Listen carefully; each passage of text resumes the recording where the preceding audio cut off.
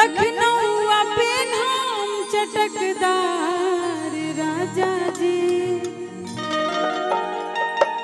लहंगा लखनऊ पे नाम चटकदार राजा जी बाली बलिया से चाहिए हमार राजा जी बाली बलिया से चाहिए हमार राजा जी लहंगा लखनऊ पे नाम चटकदार राजा जी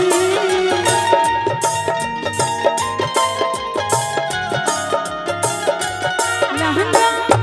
लखनऊ पे नाम चटकदार राजा जी बाली बलिया से चाहिए हमार राजा जी बाली बलिया से चाहिए। और भैया यही में जिया जी आइए इधर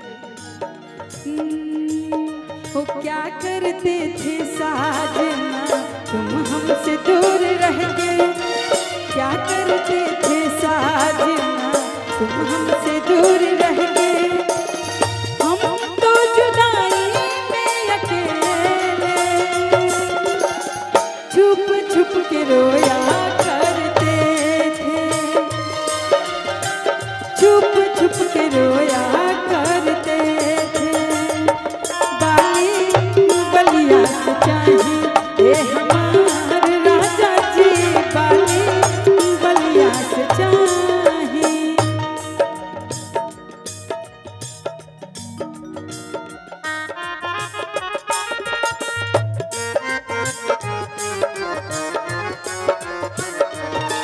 इहो वायरल बा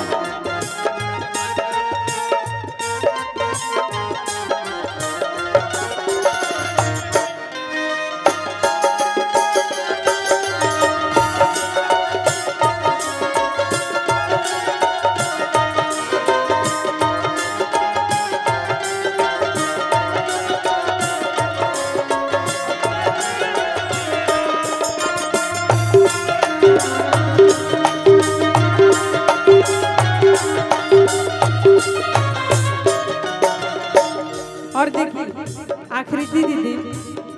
सिद्धार्थ जीजा जी से कहत रही जौनपुर से झुमका लौटार आज करवाती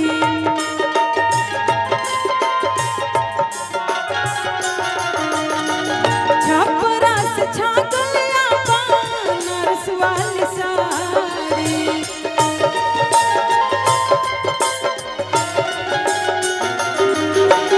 जौनपुर से झुमकाया डार आज कहरवा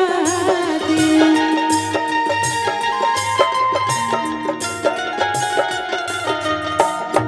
धीरे धीरे भैया और कहतरी बाटे दिलवा में सारा धाया पार राजा जी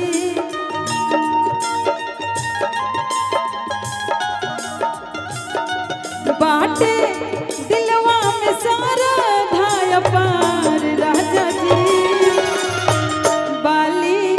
बलिया से चाहिए हमार राजा जी बाली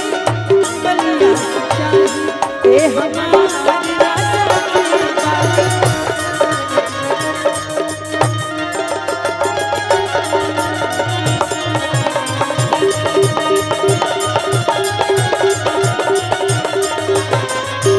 और देखिए दीदी की तरफ से बहुत आशीर्वाद आई ना तो 2 लाइन दीदी खाती है कहे के बा